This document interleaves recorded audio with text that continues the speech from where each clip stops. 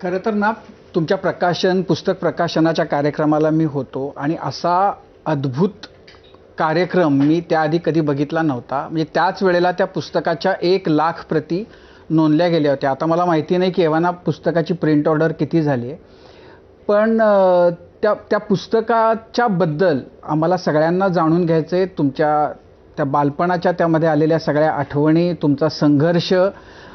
आणि ते पुस्तक असं आहे की अपयशाच्या गर्तेमध्ये गेलेल्या कुणीही कधीही जर ते पुस्तक काढलं तर असं त्यातलं पान उघडल्यावर लक्षात येतं की अरे, आपल्यापेक्षा वाईट परिस्थितीमध्ये हा मुलगा, हा तरुण कधीतरी होता, त्यातनं तो बाहेर आला आणि नंतर तो काहीतरी इतकं यशस्वी करून दाखवू शकला. त्यामुळे ते फार प्रेरणादायी पुस्तक आहे आणि त्याबद्दल आम्हा सगळ्यांना जाणून घ्यायला तुमच्याकडून आवडेल. पण आत्ता आधीचा मुद्दा जो आहे तो तुमच्या सगळ्या धडाकेबाज कारवाया आणि त्याच्यातून सगळं उसळत चाललेलं काय आग्यामोहळ. तर काय म्हणजे तुमच्या आधीच्या अधिकाऱ्यांना जे करता, म्हणजे जे त्यांनी केलं नाही ते तुम्ही करताय, त्यामध्ये काही वेळेला तुम्ही आपल्या मर्यादाही ओलांडताय असं तुमच्याबद्दल आक्षेप आरोप होतोय.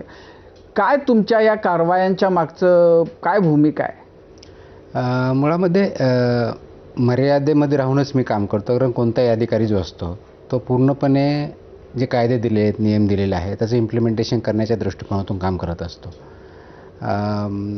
FDAमध्ये आल्यानंतर किंवा कोणत्याही पोस्टवर ज्यावेळेस माझी पोस्टिंग होते त्यावेळेस मी त्या पोस्टची भूमिका काय असेल हेच अगोदर समजून घेतो. त्याचा आउटकम काय येणं अपेक्षित आहे, त्याचा उद्देश काय हे आम्ही अगोदर समजून घेतो. म्हणजे ओव्हरऑल काय तर सेफ फूड, सेफ ड्रग हे लोकांपर्यंत पोचलं पाहिजे.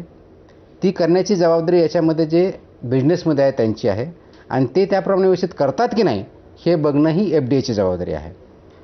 आणि मग ते करण्यासाठी आपण काय काय करणं अपेक्षित आहे त्या सगळ्याचा एक त्याला मिशन म्हणू किंवा रोड मॅप म्हणू असा आम्ही तयार केला आणि त्या दृष्टीने त्याची वाटचाल चालू करण्याचा नाही. पण मला असं दिसतं की बऱ्याच ना अमिताभच्या सिनेमामध्ये जेव्हा तो पोलीस इन्स्पेक्टर वगैरे असतो तेव्हा तो आधी जो त्या भागातला सगळ्यात मोठा गुंड असतो त्याला पकडून पोलीस स्टेशनमध्ये 2 वाजवतो आणि मग त्याची एक दहशत पसरवतो. तर तुमचं ना की असं जे मोठे आहेत अशाच 2-4 आधी ॲक्शन घेऊन टाकली तुम्ही आणि एक दहशत अशी सगळ्यांमध्ये माजवून टाकली. तर अशी स्ट्रॅटेजी आहे, असंच करायचं नाही? स्ट्रॅटेजी तशी नाही आहे. स्ट्रॅटेजी एवढीच आहे की जसं मी सांगितलं की मग आम्ही आमचं एक मिशन ठरवलं आणि मिशन हेच ठरवलं आणि ते ओपन प्रेसला पण मी दिलेलं आहे. Safe food, safe drug, safe Maharashtra हे आमचं मिशन आहे. मग हे मिशन अचीव करण्यासाठी आम्ही एक स्ट्रॅटेजी ठरवली. आता ती स्ट्रॅटेजी आम्ही एक 3 शब्दात थोडक्यात आपल्याला सांगता येईल अशी आहे की इम्पॉवर पीपल. इम्पॉवरमेंट हा पहिला आहे त्याच्यामधला, की लोकांना हे कळलं पाहिजे की नेमकं FDA करतं काय, त्याची जबाबदारी काय आहे, काय कामं करायला पाहिजेत, हा एक भाग. आणि हे इम्पॉवरमेंट करताना आम्ही अधिकाऱ्यांना इम्पॉवर केलं की तुमचं काम आहे तुम्ही नियमाप्रमाणे करा, जे स्टँडर्ड्स आहे त्याप्रमाणे करा, तुम्हाला कुणाचे विनाकारण प्रेशर घेण्याची गरज नाही आहे, तुम्ही तुमचं प्रमाणितपण केलं तुम्हाला काही त्रास होणार नाही, हा एक भाग. दुसरा जो आम्ही घेतला इनेबल बिझनेसेस. म्हणजे जेन्युइन जे बिझनेसेस आहेत ते फूडमध्ये असतील, ड्रगमधले असतील, मॅन्युफॅक्चरर असतील, सर्व्हिस प्रोव्हायडर असतील, तर त्यांना they have nothing to fear. म्हणजे कोणाचीही भीती बाळगण्याचं कारण नाही. तुम्ही तुमच्या नियमाने काम करा, स्टँडर्डप्रमाणे करा, you have nothing to fear. आणि जर तुम्ही चुकीचं करत असाल तर you have nowhere to hide.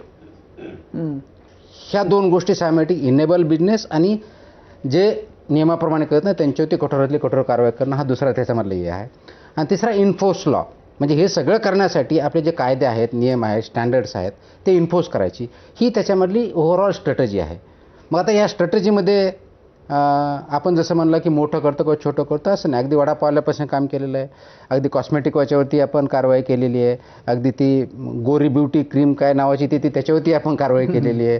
इकडं मग मोठे जे काय सो कॉल्ड क्लब्स असतील, हॉटेल्स असतील, रेस्टॉरंट त्याच्यावरती केलेलं आहे, दुधावरती केलेलं आहे, सगळ्यावरती आपण कारवाई करतो. आणि याच्या पाठीमागे ह्या कारवाया कशा सिलेक्ट करतो तर येणाऱ्या कंप्लेंट, आपल्याकडे येणारा इंटेलिजन्स, आपण इंटेलिजन्स गॅदर करतो, आपलं डेटा अनालिसिस, आपल्याला जी माहिती पडते आणि बऱ्याच गोष्टी ज्या आपण माझ्यापर्यंत लोक सांगतात वगैरे वगैरे, ह्या सर्वाचा एक एकत्रित विचार करून त्याच्यावरती आपण जी हाय रिस्क आहे ते आपण पहिलं घेतो आणि त्याप्रमाणे आपण काम करतो. याच्यामध्ये खरं तर म्हणजे मला